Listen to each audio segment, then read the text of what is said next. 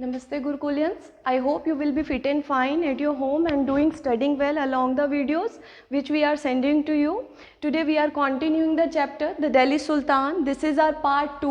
We have done with the part 1 in our previous video. In this chapter, in this part, we are going to study about the topic finding out about the Delhi Sultans. Okay, so in the previous video we studied about the hierarchy of rulers, or we can say we studied about the dynasties. In previous video we studied that first Tomar came Delhi and ruled over Delhi. After that Chauhans defeated Tomars. Then Chauhan started ruling over Delhi. Then Muhammad Ghori defeated Chauhans. Then Muhammad Ghori started ruling over Delhi. After that, Delhi Sultanate came. Okay, in the Delhi Sultanate, there were 5 dynasties. First one was early Turkish dynasty, or we can say Mamluk dynasty, or we can say slave dynasty. Second one was Khilji dynasty. Third one was Tughlaq dynasty. Fourth one was Sayyid dynasty, and fifth one was Lodi dynasty. Now in this topic we are going to study about the sources of information about the Delhi Sultan. Means finding out, means, or we can say sources of information about the Delhi Sultans. Okay, there are so many sources. First is inscription. Second is architecture.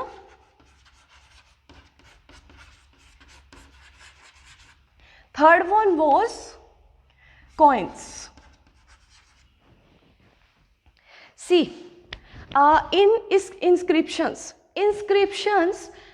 a historian or religious record written on stone, written on metal, bricks, or we can say hard surface is called inscription. Or I am writing here, historian or religious record written on hard surface. Okay, historian or religious record which is written on hard surface like metal, like stone or brick is called inscriptions. Okay, architecture we can say the art of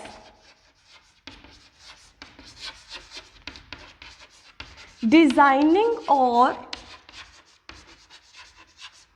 making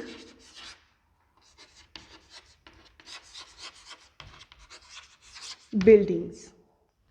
Architecture, the art of designing or making building is called architecture. Coins, in the lesson 6, in 6th lesson, we studied about the coins. There was a coin. On that coin a picture was framed. In that picture Samudragupta was playing Veena.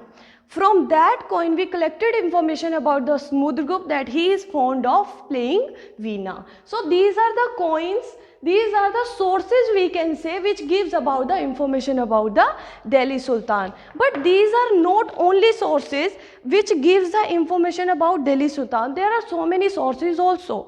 An important source is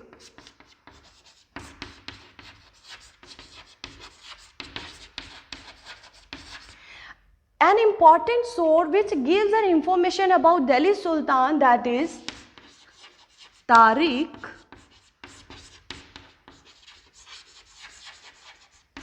and Tawariq.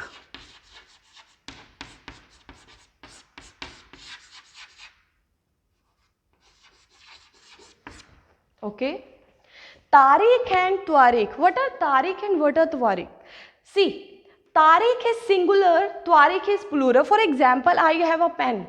I have one pen, then you will say pen. But if I have lots of pen, then you will say pens. Okay. Same in this case, Tariq is singular, and Tariq is plural. This is an important book. This is an important book because it gives an outlook of history, or we can say it gives an information how history evolving and what was going in the period, under the period of Delhi Sultan. This gives an information. These are the sources of information about the Delhi Sultan. Okay, so now we will see what is Tariq. What is Tariq? Who wrote it? When wrote it, where it is written. Okay, so we will collect all the information about the Tariq. So see,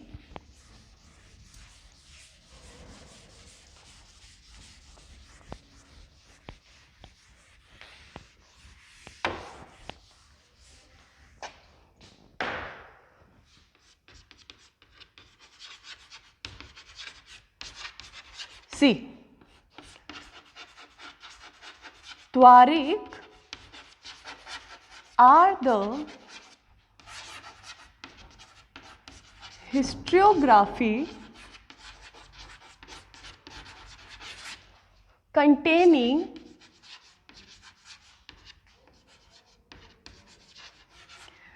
Tariq are the historiography containing history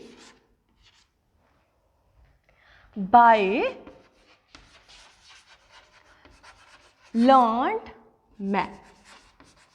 See, Tariq are the historiography containing history by learned men. Learned men means experienced person, educated persons. Who are these persons? These persons was secretaries, poets, administrators,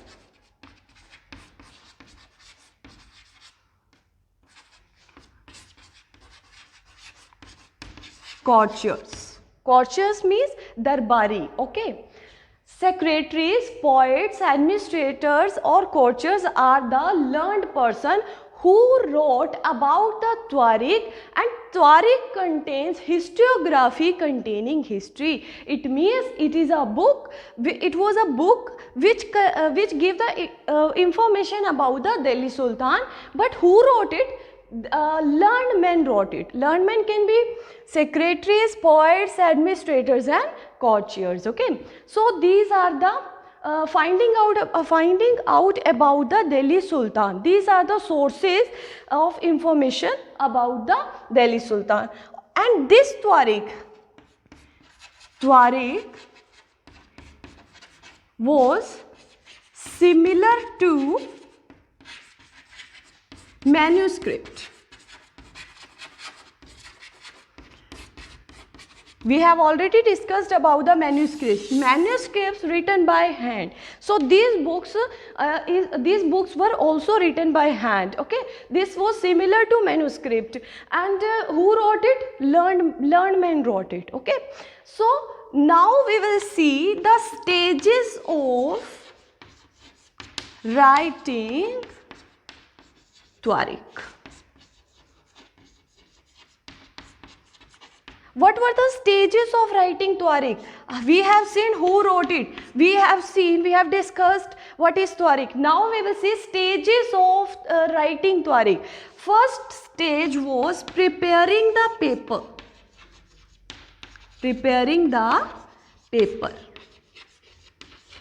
Second one was writing the text.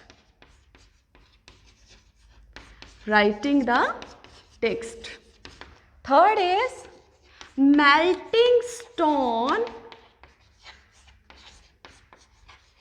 to highlight words or passage. Fourth is preparing the binding.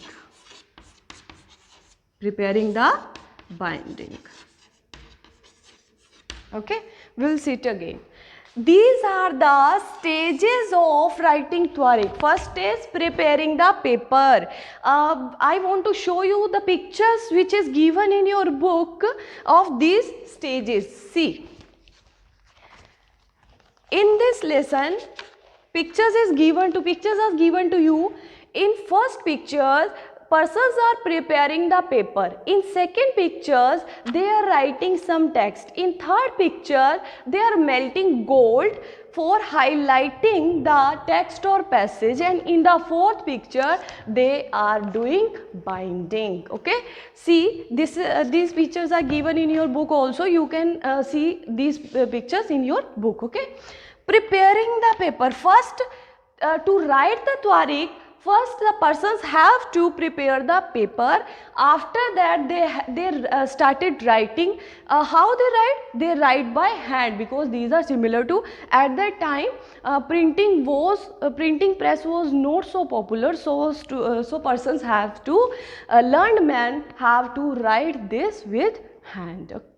Okay, melting stone to highlight words or passages. In this we can see they melt gold.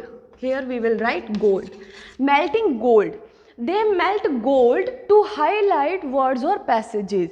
Means after melting gold, they create ink which highlighted the word. In today's world, we can use the colorful chalks to highlight something. Example, I want to highlight this.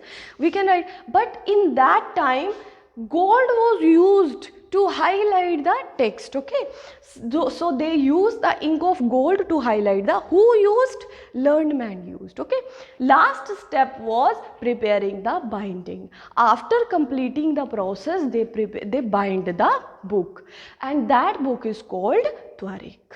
Okay, now we will see the following points which we have to keep in mind about the Twarik and authors. What are these points? See.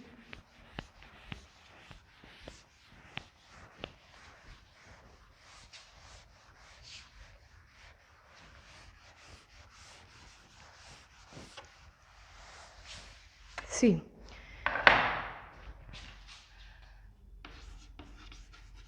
Some points which we have to keep in mind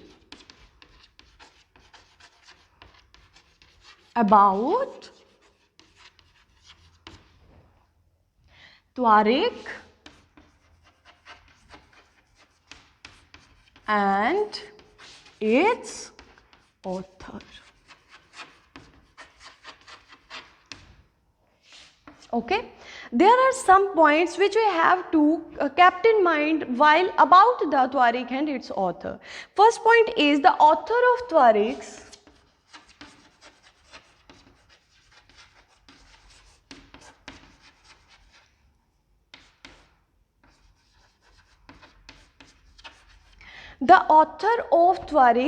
always used mostly, or we can say lived in cities, mainly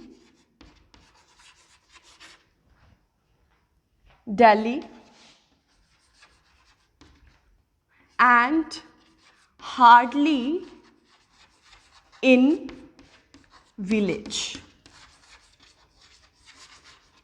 Okay, so the authors of Twarik lived in city, mainly Delhi, and hardly in village. Second point, we will clear this statement. First we will write. Okay, second point is they wrote about the sultans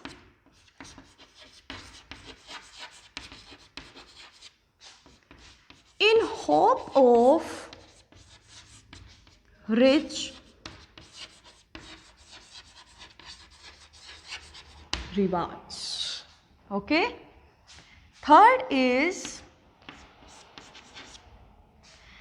the author advised rulers to need to preserve an ideal social order based on birthright and gender distinction.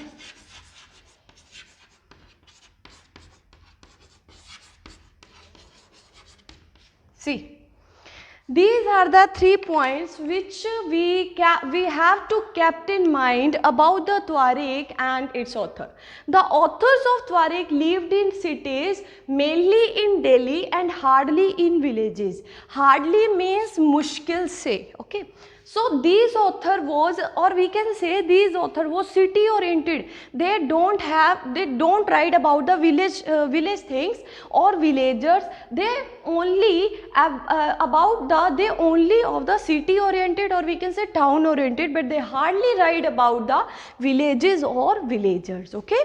Second point, they wrote about the sultans in hope of rich rewards. Rich rewards means in this point we can understand that these authors did not do their work with honesty, because they do work only for the rich rewards. They don't write honestly, they don't do the work honestly, they only do the work, they only wrote the Tariqs in the hope of rich rewards, okay. Now third, the author advised rulers to complete the need to preserve an ideal social order based on birthright and gender distinction. What does it mean? It means birthright means these author advised the rulers to spoil the slave dynasty, okay. To spoil the slave dynasty, they focus on the birthright. It means if a son of a king, if a king is died, then son will have to given the kingdom of that king, okay. So gender distinctions, we can say male and women, man and women, male or female, okay. So these authors were male oriented. They do not like to give preference to the women rulers, okay. So these are gender distinctions. So these points which you have to kept in mind about the authors and its distinctions, okay. Next topic is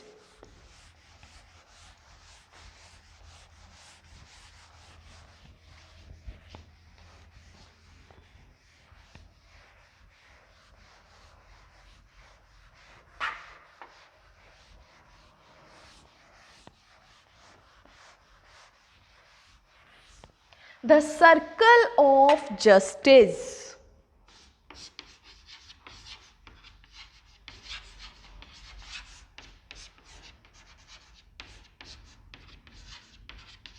This circle of justice. In this topic we are going to study about the foreign rulers, okay.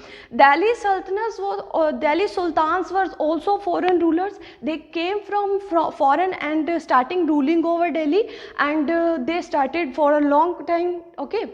So ruling over a long time. The circle of justice, in this thing we can understand that we assumed that if the foreign rulers came here, they came here for the exploitation of our India, and of course they did it so, and they exploited the Indian territories, they exploited the Indian resources, okay. But in this process they developed some idea which became the reason for the development of India. कुछ ऐसे ideas दिए उन्होंने जो कि intentionally नहीं दिए, but unintentionally वो हमारी दिल्ली के development के लिए सिद्ध हुए, okay. Next is the circle of justice. In this there was a writer Farke Mudabir.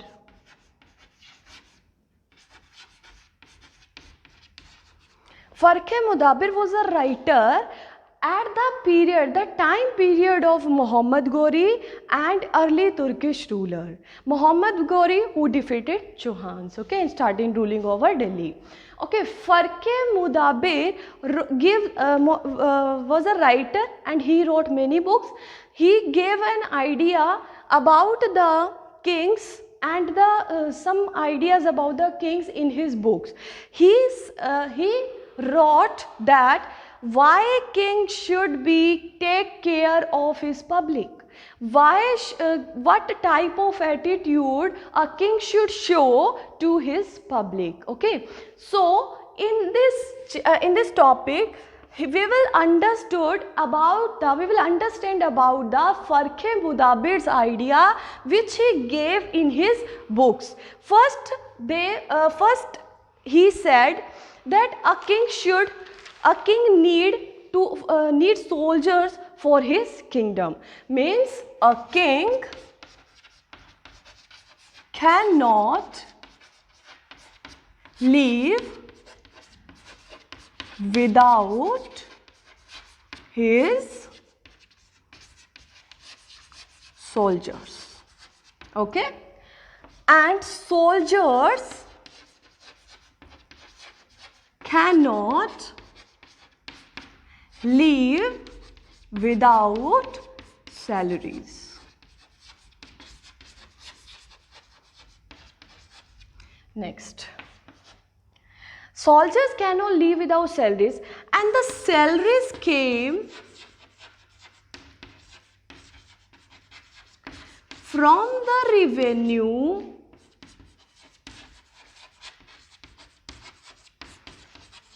paid by the peasants.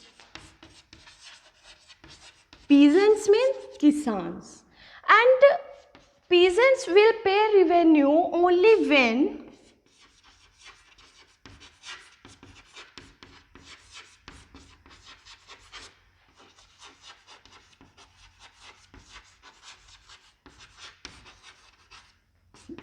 they are prosperous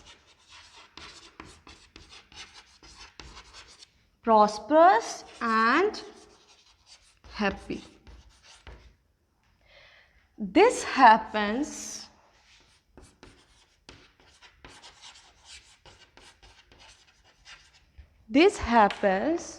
only when king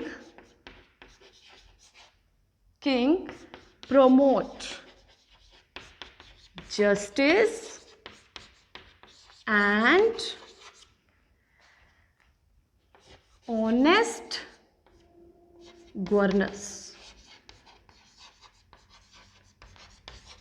Okay, we will see it again. See, in this topic we are studying about the justice, and in the Farke Mudabir was a writer. He wrote many books. In his books he wrote about the ideas about the kings, then why a king should be honest for his governance, or why should take care of his public, what type of attitude should a king show to his public. Okay, so he wrote a king cannot live without soldiers.